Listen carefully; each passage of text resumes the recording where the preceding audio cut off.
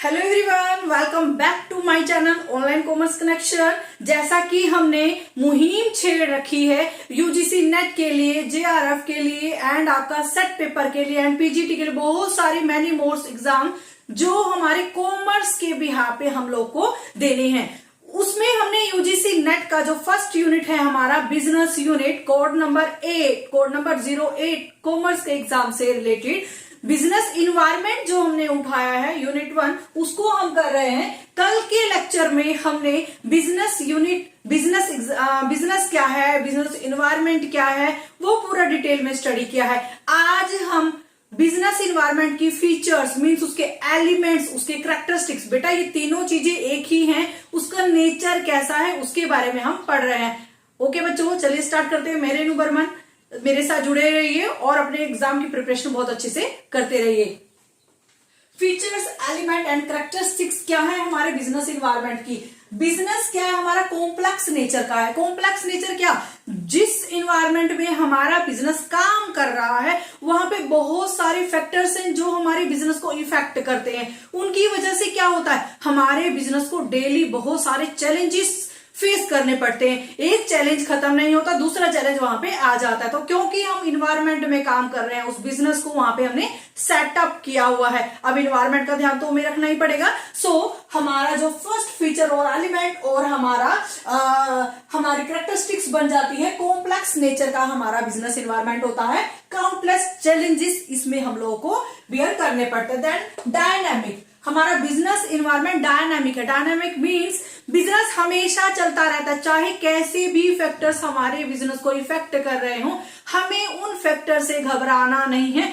उनको कैसे बीट करना है, उस प्रॉब्लम को कैसे सोल्व करना है, क्या डिसीजन मेकिंग लेनी है, ये सब चीजें हमारी चलती रहती हैं। क्योंकि हमारा बिजनेस क्या है, डायनामिक नेचर का है और हमारा इन्वायरमेंट भी डायनामिक नेचर का है। So change every time, decision according to situation change होते रहते हैं। दैट अनसर्टेन, अब मार्केट जो हमारा है, हमारा जो बिजनेस इन्वायरमेंट है अनसर्टेन, हमें नहीं पता एक प्रॉब्लम खत्म होने के बाद दूसरी प्रॉब्लम कौन सी आ रही है।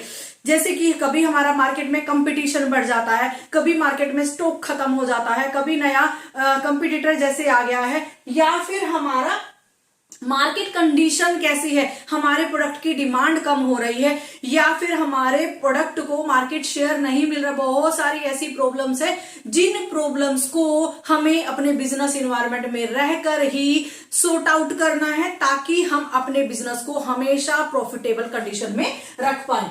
ओके बच्चे, क्योंकि अनसर्टेन है, कहीं से भी आ जाता है, but we are ready to face that. Relativity, अब रिलेटिविटी किस तरीके से हुआ, देखो जैसे मैंने बोला कि बहुत सारे फैक्टर्स हमारे बिजनेस को इफेक्ट कर रहे हैं।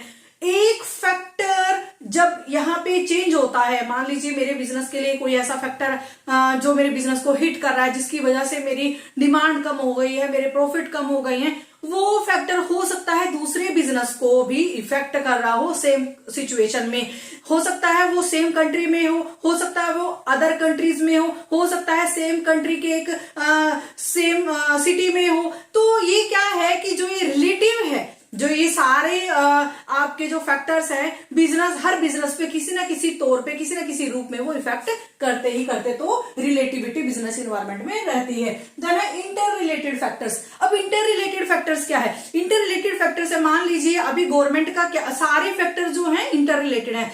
गवर्नमेंट ने यहाँ पे हमारा इंपोर्ट एक्सपोर्ट पॉलिसी में कोई चेंज किया है। अब इंपोर्ट एक्सपोर्ट पॉलिसी में चेंज होने से हमारे बिजनेस पे क्या इफेक्ट होगा, जो इफेक्ट क्या होगा, हमारे बिजनेस में हमारी जो पॉलिसीज हैं सप्लाई करने की या फिर हमारे बाहर से सामान मंगवाने की, बहुत सारी जो हमारी सिचुएशंस हैं, उन सिचुएशंस को हमें उस फैक्टर के अकॉर्डिंग चेंज आउट करना पड़ेगा, क्योंकि इफेक्ट किया उसने। बट यहाँ पे इंटर रिलेटेड का मीन्स क्या है कि अगर एक फैक्टर चेंज होता है तो उसकी वजह से दूसरा फैक्टर भी ऑटोमेटिकली चेंज होता है। जैसे मैंने बोला कि पॉलिटिकल फैक्टर्स में अगर कोई चेंज आता है, पॉलिटिकल फैक्टर्स में अगर कोई चेंज आता है तो उसकी वजह से हमारा इकोनॉमिक फैक्टर, हमारा सोशल फैक्टर, बहुत सारे फैक्टर्स इफेक्ट होते हैं, क्योंकि वो सब क्या है, इंटर रिलेटेड फैक्टर्स है। देन बच्चे, हमारे बिजनेस एनवायरनमेंट के एलिमेंट्स के बारे में अभी बात करते हैं। इसका सिग्निफिकेंस, क्या इंपॉर्टेंट रोल है इसका हमारे बिजनेस के लिए, क्यों हमें इसको देखना पड़ता है। चलिए बात करते हैं। Revealing opportunity and threats. बेटा अभी देखो, अभी हमने बिजनेस इन्वायरमेंट का इतना अच्छे से मीनिंग उसको समझा है कि बिजनेस इन्वायरमेंट क्या कर रहा है, क्या हमें हमेशा परेशान करने के लिए आया है? नहीं भाई, हमें हमेशा परेशान करने के लिए नहीं आया है। जो हमारा बिजनेस इन्वायरमेंट है हमारे लिए नई नई अपॉर्चुनिटी लेके आता है, हमारे अंदर डर बिठाता है कि अगर आपने इस प्रॉब्लम को फेस नहीं किया तो नई जो अपॉर्चुनिटी आपके सामने खड़ी, आपके दरवाजे के पास खड़ी है, उस अपॉर्चुनिटी को कैसे ग्रैब करेंगे। बहुत सारा इंपॉर्टेंट रोल है हमारे बिजनेस इन्वायरमेंट का। चलिए डिस्कस करते हैं।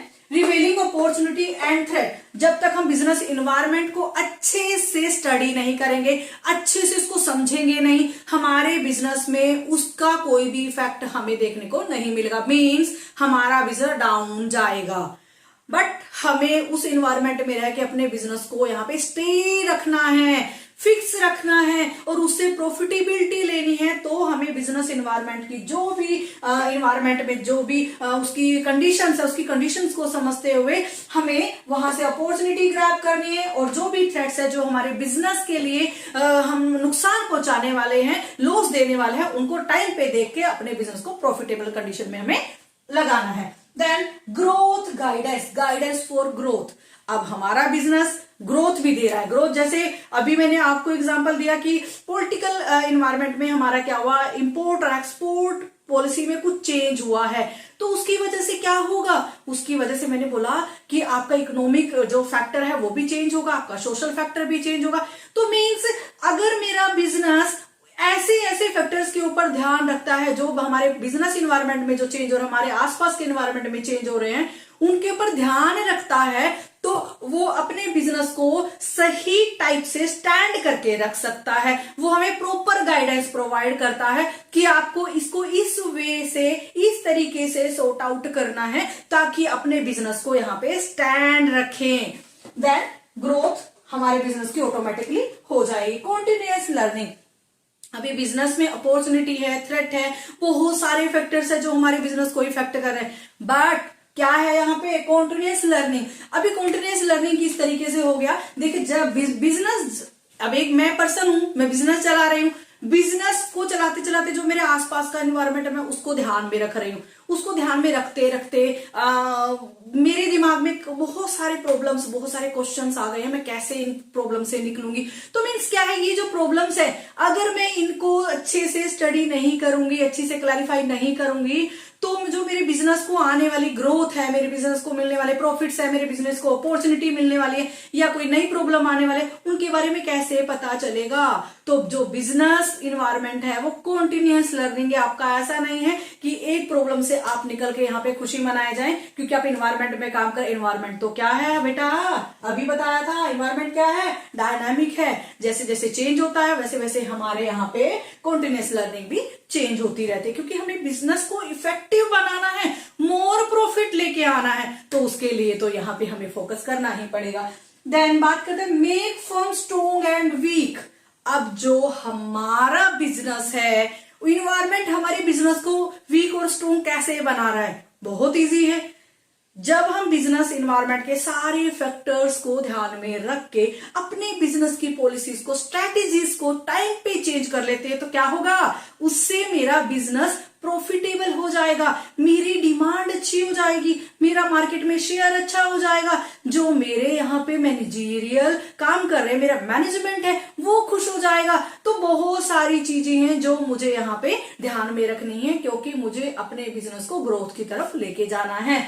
या अगर मैं इन्वायरमेंट को ध्यान में नहीं रखूंगी, या तो अगर मैं ध्यान में नहीं रखूंगी तो क्या होगा, मैं वीक हो जाऊंगी, मेरा बिजनेस क्या होगा, अपना मार्केट शेयर धीरे धीरे खोता रहेगा, उसकी इमेज यहाँ पे खराब होती जाएगी। But image equity is matter in business environment. Then retrospection. अब ये अब जो हमारा बिजनेस एनवायरमेंट है उसके कंपोनेंट्स क्या हैं, किन चीजों से बना है।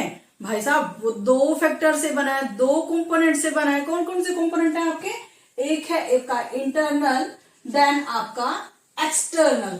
हमारे बिजनेस एनवायरमेंट में कौन कौन से फैक्टर्स हैं, internal factors and external factors, जो हमारे बिजनेस को इफेक्ट करते हैं। चलिए बेटा पढ़ लेते हैं, इसको समझते हैं हम लोग। इंटरनल फैक्टर्स कौन से होते हैं? कहते हैं इंटरनल फैक्टर्स वो जो हमारे बिजनेस के अंदर हैं, वो फैक्टर्स जिनको हम कंट्रोल कर सकते हैं, हमारा बिजनेस, हमारी मैनेजमेंट जिसको कंट्रोल कर सकती है, अपनी स्ट्रेटेजीज में, अपनी पॉलिसीज में चेंज करके उसको कंट्रोल किया जा सकता है। और जो हमारा इंटरनल फैक्टर्स है, इसमें 5M काम करते हैं। 5M किस तरीके से हैं? 5M man, material, machinery and आपकी मनी एंड मैनेजमेंट। देखो फैक्ट्री है या बिजनेस है, मैन पावर चाहिए, मनी भी चाहिए, मटेरियल भी चाहिए, मशीनरी भी चाहिए एंड आपकी मैनेजमेंट भी चाहिए जो उसके ऊपर फोकस करे, देखे कि काम अच्छे चल रहा है नहीं चल रहा है। इन 5Ms के बिना हमारा इंटरनल फैक्टर्स बिल्कुल भी कंप्लीट नहीं है। अभी जो हमारा मैनेजमेंट फैक्टर्स है, ये जो मैनेजमेंट है, मैनेजमेंट में क्या है?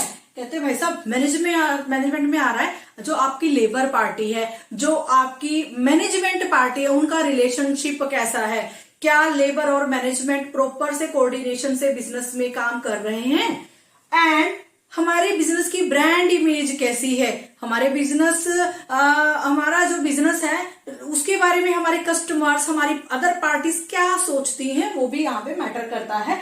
और हमारी डेवलपमेंट कैपेबिलिटीज कैसी, हमारी डेवलपमेंट कैपेबिलिटी मींस जैसे कि हमारा जो बिजनेस है वो ग्रोइंग स्टेज पे जा रहा है, उसको ग्रोइंग स्टेज पे जाने के लिए आपने कौन कौन सी पॉलिसीज को, स्ट्रैटेजीज को, क्या क्या प्लानिंग आपने की है, क्या क्या ऑब्जेक्टिव मिशन आपने बनाए हैं, वो सब हमारे इंटरनल फैक्टर्स के अंदर आते हैं। और जो हमारा यहाँ पे मेन ऑब्जेक्टिव है हमारे बिजनेस का, हमारे बिजनेस को किसी भी तरीके से बढ़ाना है। बढ़ाने के लिए अगर हमें अपनी पॉलिसीज में, स्ट्रेटेजीज में चेंज करना पड़ रहा है तो वो इजिली हो जाएगा। क्यों इजिली हो जाएगा? क्योंकि इंटरनल फैक्टर है जो हमारे बिजनेस के कंट्रोल में है।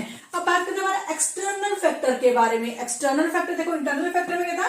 Controlled by business, and external factor में आएगा uncontrolled by business, outside the business. Business के बाहर जो भी फैक्टर्स है जो हमारे बिजनेस को इफेक्ट कर रहे हैं वो सब हमारे एक्सटर्नल फैक्टर में इंक्लूड होते हैं। क्या क्या है हमारा एक्सटर्नल फैक्टर्स? 2 टाइप से हमने कैटेगराइज किया है, माइक्रो एंड मैक्रो। अब माइक्रो एंड मैक्रो को भी हम पढ़ेंगे, अभी हम इंटरनल फैक्टर्स को आगे डिटेल में करते हैं। ये हमारा टॉपिक था। अभी हम इसको अगले टॉपिक में, अगले लेक्चर में हम लोग इस पे कंटिन्यू करने वाले हैं। तब के लिए थैंक यू सो मच। मिलते हैं आपको नेक्स्ट लेक्चर में, नेक्स्ट क्लास में। जुड़े रहिए ऑनलाइन कॉमर्स कनेक्शन से। Thank you so much. Please share, like and subscribe जरूर करिएगा।